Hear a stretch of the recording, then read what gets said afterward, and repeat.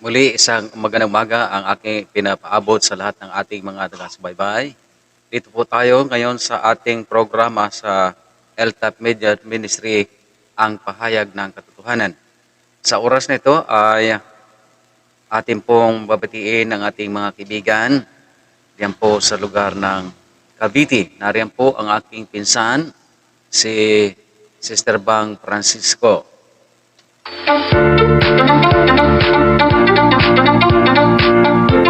Dito po sa Buena Vista, narin po si Ma'am Melissa Mahinay.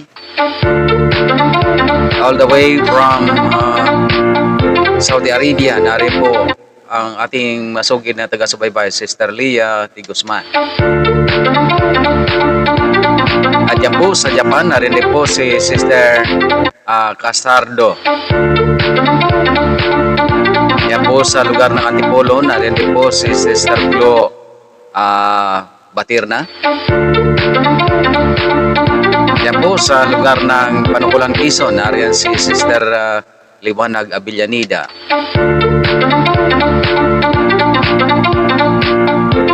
Okay, nariyan po si Brother Jewel Solamo.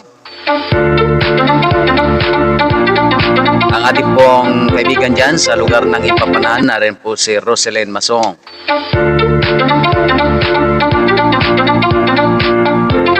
At yan po sa lugar ng Sinuluan, Bandang Pami, nariyan po si Lovely Joy Kulanag.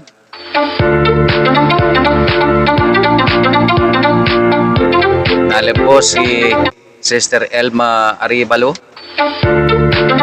Yelebi Pilayo of San Ramon, Oson, Masbate. Iris Claro Santanira of Nabotas. And Salamat of Nabotas also. Nariyan po si Richin Claro de Holdi. Nariyan po si Roger Kadirma. Okay, Mr. and Mrs. Leo Gusilatar Bolaños. Sister Tima Dadula of San Isidro.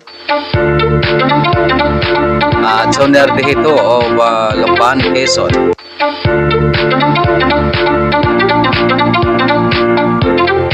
Si Brother Hobart Rarugal. Brother Manases Serrato Sobito. Narin po ang ating kaibigan sa all the way from Australia, Venus Kapilian. All the way from Australia pa rin, narin po si Sister Nora Rarugal. At ang ating mga kaibigan dyan sa United States, sa Amazing Facts, narin po si Pastor Daniel Ocampo. Pastor Lito Cadam. Pastor Molina. Pastor Jester Flores of South Central Luzon Conference. Pastor Santi Ernista. At sa lahat po ng aming kaibigan ay marami pong salamat sa inyong pakikinig. At sa oras na ito tayo po ay patuloy na sa ating pag-aaral sa banal na kasulatan. Narito po ang ating unang bahagi at ang pangalawang bahagi ay ang ating presentation ngayong umaga ay may kinalaman po ito sa victorious living. Bago tayo magpatuloy, tayo po ay manalangin. O dakilang Diyos, kami po ay nagpailan lang sa aming mga dalangin na sana, Panginoong Diyos, tunghayan niyo kami sa aming pag-aaral ngayon at ipadala ang banal na Espiritu na siyang kumasi sa amin at lalo tigit sa aming mga taga-subaybay. Panginoong Diyos, aming pong hinihiling na sana ay pagpalain sila. Salamat po at bigyan kami ng kaunawaan upang maunawaan namin na ang lahat ng mga katotohanan na aming babanggitin ngayong umaga. Salamat po ng marami sa pangalan ni Jesus. Amen. Ang victorious living, ito po ay isa sa bahagi na inaasam-asam ng lahat ng mga tao. Sapagkat ang tao ay nabahira ng kasalanan, gawa po ng kaaway. Na kung kaya kahapon sa ating presentation ay naroon po ang mga taong nagkasala kung sila po'y hindi manumbalik sa Panginoon, ay ang hellfire ay nakalaan para sa kanila. Ngunit meron po tayong magandang balita ngayong umaga sapagkat meron po tayong tinatawag na victorious living na nais ng Panginoon na tayo ay magtagumpay. Sa prophecy of hope, meron po tayong tinatawag na 3 steps to heaven. Kaya makikita po natin ngayong umaga na meron pong tinatawag na 3 steps to heaven. Ito po ang paraan para tayo ay magtagumpay sa ating buhay. Okay, marami pong paraan ang mga tao na sila po ay nagnanais na makarating ng ibang bansa. Merong sumasakay sa mga eroplano upang sila mapabilis sa kanilang pagpunta. Meron namang mga tinatawag na bullet train o tube train diyan po sa lugar ng Japan. Ay sila po din ay isang bahagi din po na nais nilang magtagumpay. At isa pa po rito ay ating tinitingnan ang mga jet plane na ang sabi rito ay sinasakyan po nila dito para po sila ay makarating doon sa kanilang patutunguhan ng madaling sabi. Sa ating pag-aaral sa Revelation chapter 21 verse 27, ito po ang isang bahagi na dapat nating malaman na sabi po rito sa ating pag-aaral ay there shall in no wise enter at anything that defile it, neither whatsoever worketh abomination to make it a lie, but they which are written in the books of life of the lambs. So yun po mga kapatid na sikapin natin na ating pong hilingin sa Panginoon na ang ating mga pangalan ay maisulat doon sa aklat ng buhay ng ating Panginoon. Yun lang po ang sabi rito. Sa 22-24 ng Revelation 14, blessed are they that do His commandments, that they may have the right to the tree of life and may enter into the gates of into the city. So dito po natin mga kaibigan makikita na isa po dito sa bahagi na upang tayo'y matamo natin ang matagumpay na buhay ay yung tayo'y sumunod sa kautusan. Ito lamang ang mayroong bahagi, ang sabi rito, mayroong karapatan na sila ay makaakyat doon sa langit at magkaroon ng karapatan na dumaan sa mga daanan ng Panginoon. Sa verse 27 of Revelation chapter 21, and there shall in no wise enter it anything that defile it. Yung mga marurumi ay hindi talaga makakarating doon sa langit na bayan. Okay? Ano po itong mga tinatawag na hadlang sa atin na upang hindi tayo makarating doon? Sabi dito sa Isaiah chapter 59 verse 2, but your iniquities have separated between you and your God, and your sins have hid His face from you, that He will not hear you. Ano na po? Ito ang ibig sabihin na ang ating mga kasalanan, ito po ang nagpahiwalay sa atin sa Diyos. At ang ating mga kasalanan, ito ang bigay ng daan upang itago ng Panginoon ang kanyang mukha para sa atin. So yun po mga kaibigan, ito lang pala na malaman natin ang kasalanan sa pamagitan po ng pagsunod ng kautusan. Sabi po ni Apostol Pablo.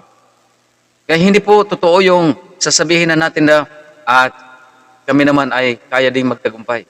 Kung tayo ay kaya magtagumpay, kung hindi tayo dadaan at susunod sa kautusan na sinasabi ni Apostol Pablo, hindi natin makikilala ang kasalanan. Kaibigan, ano pa po ang sabi riyan sa ating pag-aaral?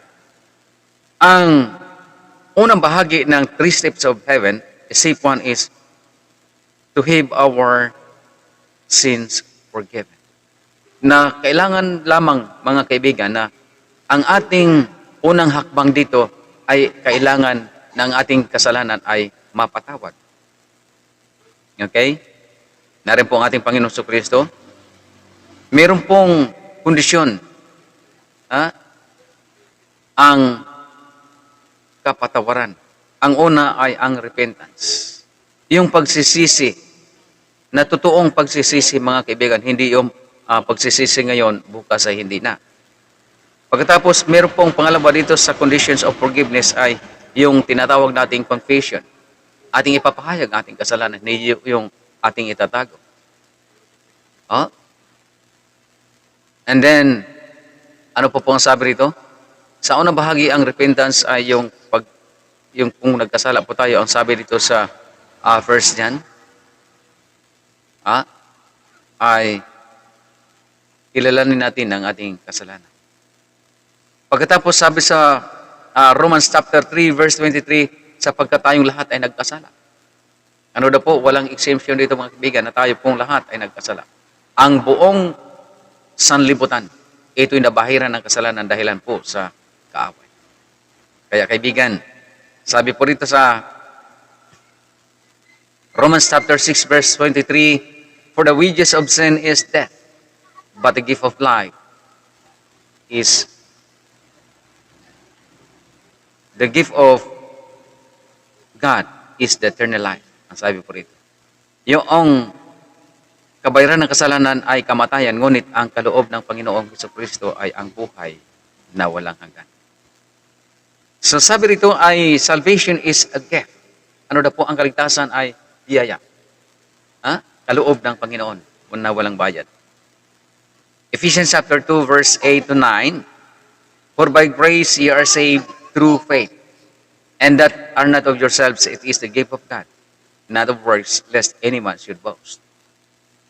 Ito po ang ating mababasa na ang biyaya ay tayo po ay naligtas sa pamagitan po ng biyaya. Through faith.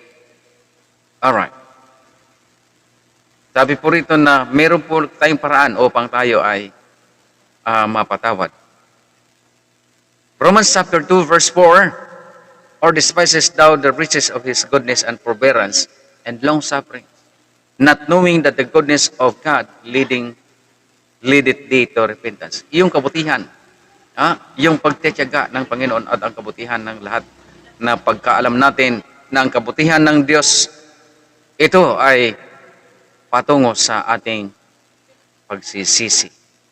Tingnan po natin ano mga kaibigan. Ano po pong narito ang cross na naroon ng ating Panginoon sa Kristo. Acts chapter 2 verse 23, to Him being delivered by the determined counsel and foreknowledge of God, ye have taken and by wicked hands have crucified and slain. Tingnan po natin mga kaibigan, na ang Panginoon sa Kristo nabayubay doon sa cross at sa pamagitan nito na ating pagkaalam na ang Panginoon na dinala na niya ang lahat ng ating kasalanan. Okay? Therefore, let all the house of Israel know assuredly that God had made that the same Jesus, whom ye have crucified, both Lord and Christ. Kita natin na siya ay napako doon sa ating mga kasalanan, kaibigan. 37. Now when they heard this, they were pricked in their heart and said unto Peter and to the rest of the apostles, men of brothers, what shall we do? Kung yung nakita dito ang pag-aaral nila ni Peter, sabi po rito ay nasaktan ang kanilang mga puso, mga kaibigan. Pagkatapos, nagtanong sila sa mga apostol, ang sabi nila, mga kaibigan, ano ang ating gagawin? Okay?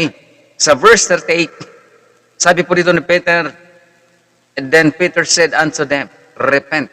Ano na po? Magsisi tayo and be baptized. Kailangan na yung ating pagsisisi, ito'y hahantong sa pagbabautismo. That everyone who of you in the name of Jesus Christ for the remission of sins, and ye shall receive the gift of the Holy Spirit. Ano na po? Kapag tayo ay hindi nagsisi at hindi tayo nabautismuhan, kailanman ay hindi tayo makatanggap ng kaloob ng banal na Espiritu. Okay. Sabi po rito sa ating pag-aaral, what is repentance? Ano ba ang pagsisisi? Unang bahagi ay ito po ay sorrow for sin. Yung pagkalungkot natin sa ating kasalanan. Pag sinabing pagkalungkot ay hindi na natin balik-balikan. Pangalawa, ang repentance, ang sabi rito ay forsaking sin. Ito po'y talikuran na natin ang ating mga kasalanan, kaibigan. Ano po ang sabi rito? Okay? So, dito po tayo sa pangalawa, yung confession. Chapter 1 of 1 John, verse 9, if we confess our sins, He is faithful and just to forgive our sins and to cleanse us from all our unrighteousness. Ano daw po, kaibigan, kung ipapahayag natin ang ating mga kasalanan, ay tapat at banal siya na tayo'y patatawarin. Hindi lang patatawarin, kundi lilinisin tayo sa lahat ng ating mga kasalanan, mga kalikuan. Okay? Confession means to acknowledge wrong or sins. Ano daw po? Ang pagpapahayag ay kailangan na ating tanggapin na tayo nagkasala. Pagkatapos na ating ipinahayag na tinanggap natin ang ating pagkasala, ay atin pong ihingi ng kapatawaran. Kaibigan, how can I know that I have been forgiven? Paano ko malaman na ako ay pinatawad? Ito po, mga kaibigan. For by grace, ye are saved through healing. Ano na po? Sa pakiramdam natin, and that not of yourselves. It is the gift of God. So, is salvation by feeling? Ito po, mga kaibigan. It is not a feeling, but through faith, mga kaibigan. Okay? So, diyan po natin makikita. Romans chapter 1, verse 17, the just shall live by faith. Yung mga matuwid, sila'y nabubuhay sa pamagitan ng pananampalataya. Ang tanong uli ay, how can I know that I have been forgiven of my sin? Because God's promise it. Ano na po? Sapagkat ito'y ipinangako ng ating Panginoon. Romans chapter 4, chapter 5, verse 1. Therefore, being justified by faith, we have peace with God through our Lord Jesus Christ. So, why must we confess our sins to God? Bakit kailangan po nating ating kumpisal ang ating mga kasalanan sa Diyos? Ito po. Dito po sa confessions, we are free as from the condemnation of sin. Yung burden of guilt na tinatawag na tayo ay nakukonsensya. Pagkatapos, restores the broken relationship. Ano na po? Ang pagpapahayag ito pala ay upang masasauli ang ating mga naputol na o nasira na mga relasyon. O kaibigan, chapter 5 of James, verse 16. Confess your faults one to another and pray one for another that ye may be helped. Kailangan po ito mga kaibigan. Ng ating mga kasalanan ay ating pong ipahayag sa bawat isa na upang tayo ay gumaling sa ating pagkakasala. Kaibigan, ito pong isa sa ating bahagi na ating pag-aaral. Ezekiel chapter 33 verse 15. If the wicked restore the pledges, give again that he had robbed, walk in the statutes of life without committing iniquity, he shall surely live, he shall not die. So yun po ang bahagi dito na ang pahayag ng ni Propeta Ezekiel na kung ang kasalanan ay kanyang isasauli at ang lahat ng kanyang ninakaw at lumakad muli sa katotohanan na wala ng pagkakasala, siya po ay mananatiling buhay habang siya naghihintay sa ating Panginoon. Okay? So na po ang sabi rito. Step 2 is newness of life. Ano po yun? Yung tinatawag nating baptism. Tingnan po natin ang baptism. Ito po ay ang paghayag natin sa ating kasalanan. Ano po sabi yan? Pagkatapos ay ang conversion. Alam ba natin na ang isang tao na convertido ay siya po ay nagpapasakop sa Panginoon. Kapag tayo fully converted, we are entitled at mayroon po tayong karapatan na tayo magiging anak ng Diyos. At ang tanong, how do we receive Jesus Christ? Paano natin tatanggapin ang ating Panginoon sa Kristo? Tingnan po natin. Revelation chapter 3 verse 20, behold, I stand at the door and knock. If any man hear my voice, tingnan po natin. And open the door, I will come into him and will sup him with him. I with him and he with me. So yun po, mga kaibigan. Ito lamang ang paraan na tayo po ay paano natin tatanggapin ang ating Panginoong Jesucristo sa pamagitan po natin ng pagbukas ng ating mga pintuan ng ating mga puso. Alright? So ano po ang sabi dito? Sa lugar ng bautismo, ang sabi dito sa Mark chapter 16 verse 16, He that believeth. Tingnan po natin na dalawang bagay po ang ating titingnan dito upang tayo walang sala at tayo maligtas. He that believeth and is baptized shall be saved. Ito ang tinatawag na new birth. Kaya mga kaibigan, para tayo magtagumpay, atin pong titingnan itong mga bahaging ito na manampalataya tayo, magtiwala sa Panginoon at tayo ay kailangan mabautismuhan sapagkat ito po ay isa sa bahagi na tayo ay maligtas. Okay? Ano po pang sabi rito? Iyong obedience. Ang tanong ay, why should we obey God? Bakit kailangan pang sundin ang Panginoon? Sabi ng iba, hindi na po pwede na tayo sumunod sa kautusan niya, kundi sa Panginoon lamang. Hindi po pwede yun. Sapagkat kung titingnan natin ang Galatia 3:25, ang kautusan po, nagpapasalamat si Apostol Pablo na sa pamagitan ng kautusan ay nakilala ang kasalanan, pagkatapos ang kautusan ito ang naghatid sa kanya sa paanan ng ating Panginoon sa Kristo. Kaya ano po ang ating pinaproblema? May mga tao na problemado, hindi po makapagtagumpay sa kanang buhay sapagkat ayaw nilang sumunod sa kautusan. Kaibigan, kapag hindi tayo sumunod sa kautusan, paano tayo maihatid sa paanan ng ating Panginoon sa Kristo? Ito po ang isang bahagi na ating titingnang mabuti sa ating buhay na kung nais nating magtagumpay. Ito po ang inaasam-asam. To tell you frankly na lahat tayo ay nagnanais na tayo magtagumpay sa ating buhay. Ngunit, paano ba? Ako ba ay basta na lamang sabihin ko'y ako'y nananampalataya at susunod sa Panginoon? Paano ang ating pananampalataya? Paano ang ating pagsunod, kaibigan? So, diyan po mga kaibigan ang ating makikita. Paano natin matanggap ang kaligtasan? Sabi dito sa John 14:15 that if you love me, keep my commandments. Ano na po? Na kapag tayo ay talagang mahal natin ang ating Panginoon, kailangan na sumunod sa kanyang kautusan. Ngunit marami sa mga tao ngayon, na sila ay umiibig din sa Panginoon, ngunit ayaw na ng kautusan. This is a very ridiculous.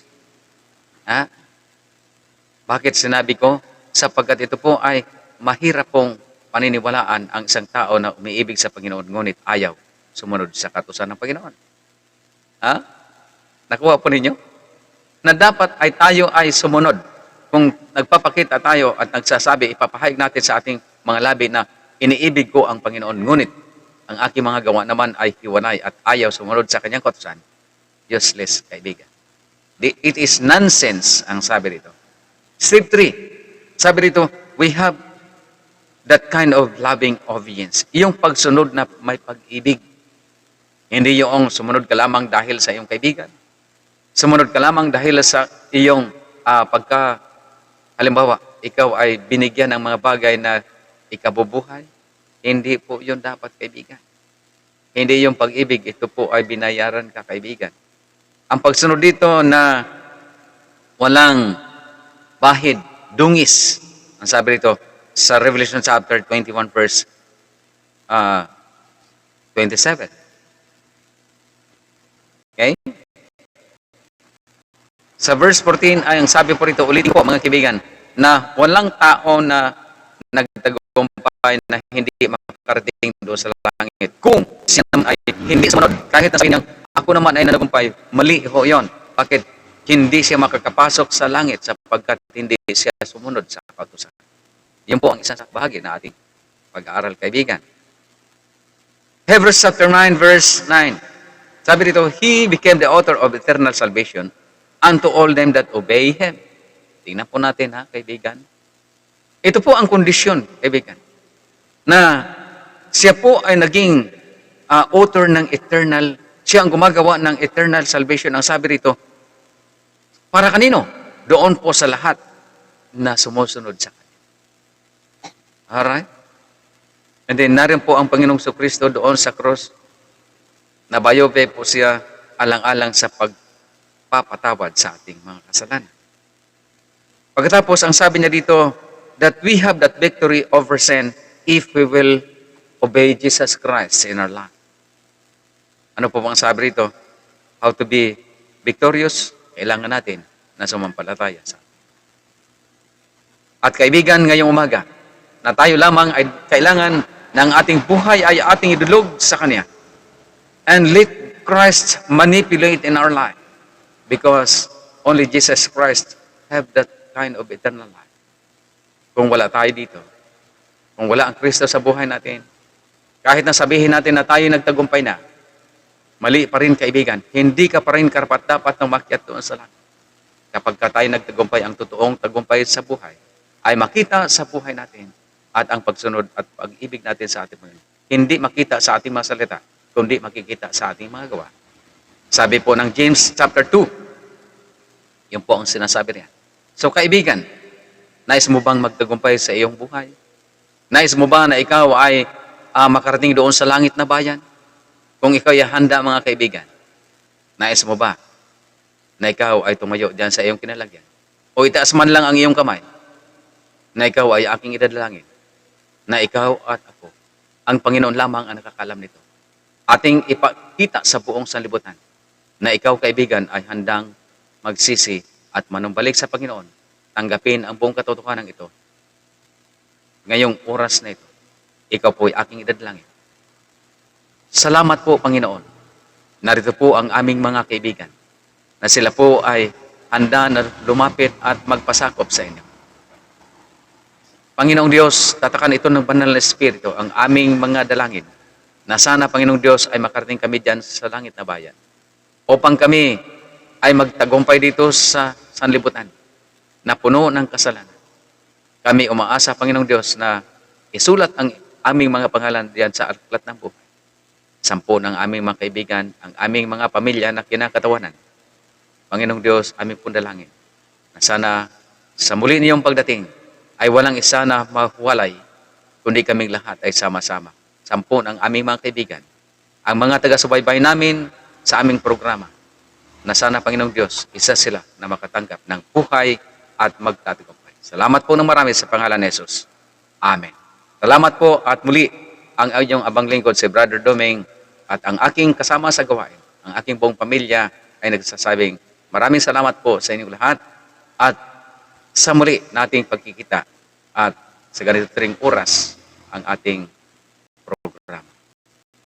At aking pong hinihimok mga kaibigan, ang ating mga kapatid sa pananampalataya at ang ating mga kaibigan ngayon na sana ay inyo pong subaybayan ang ating programa sa YouTube at saka sa Facebook page at ang lahat ng ating mga kaibigan na nais tumingin at magsubaybay. Inyo lang pang i-subscribe and then i-like and then paki-share po sa inyong mga Facebook friends upang tayo po ay isa sa magkabahagi ng katotohanan itong ating natanggap. Salamat po ng marami. Pagpalain po tayo. Bye-bye at magandang umaga.